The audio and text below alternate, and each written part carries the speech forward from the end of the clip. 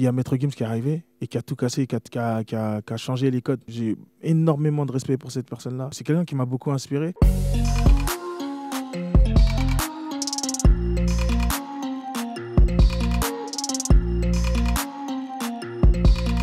J'écoutais de la musique américaine plus jeune. J'écoutais beaucoup Akon parce qu'il avait ce truc mélodieux que je kiffais. Mais dans les codes de la musique française, pour moi, c'était impossible de faire ça. Ensuite, il y a Maître Gims qui est arrivé et qui a tout cassé, qui a changé les codes. Tu peux chanter et rester toi-même. Elle répondait au nom de Bella. Les gens du coin ne voulaient pas lâcher là. Elle faisait trembler tous les villages. Les gens me disaient méfie-toi cette fille-là. Pour nous, quelqu'un un rappeur qui chante, c'est un mec qui fait du R&B ou c'est un mec un peu, tu sais, quand t'as grandi dans une cité, c'est un mec un peu, tu vois, qu'on n'estime pas beaucoup. Mais lui, il a ramené ce truc-là en mode, je peux chanter sur un grand refrain et mettre d'accord tout le monde. Il y a beaucoup de rappeurs qui ont commencé à chanter avant, mais ce côté mélodieux qu'il a ramené, très peu l'ont fait.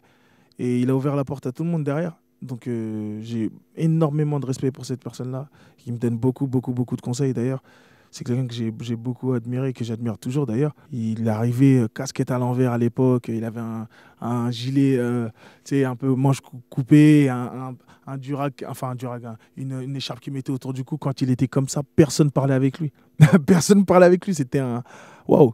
À l'époque, ça choquait en fait. Ça choquait quand on disait section d'assaut. Il y a Maître Gims, c'est le gars congolais qui chante et en mode tout le monde kiffe. Des gros refrains que la génération d'aujourd'hui, ils n'ont pas eu la chance de connaître. Mais vraiment, à l'époque, c'était pas croyable.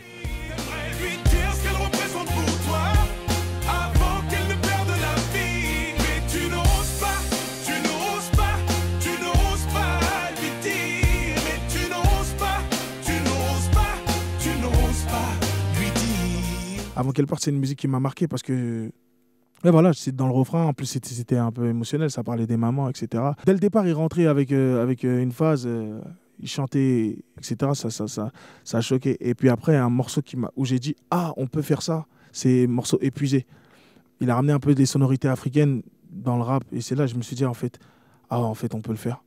Et tout a suivi. Tout le monde est arrivé après. Tout le monde est arrivé avec son truc, mais de base, faut que les gens le reconnaissent. Tu vois, moi, c'est lui qui a tenté le truc. C'est lui qui a tenté le truc. Honnêtement, c'est lui qui a tenté le truc.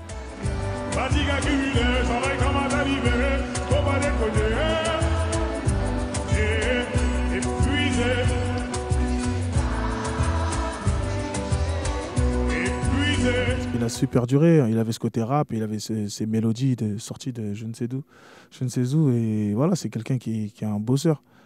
Tu sais, entre artistes, on parle, on sait comment les gens travaillent, etc. Lui, c'est quelqu'un qui a peut-être là, il t'a sorti une musique qu'il avait écrite en 2012 ou 2010, tu vois. C'est quelqu'un qui a vraiment beaucoup d'inspiration. Et voilà, c'est pour ça qu'il a su perdurer, il a su faire ces choses-là. Donc voilà.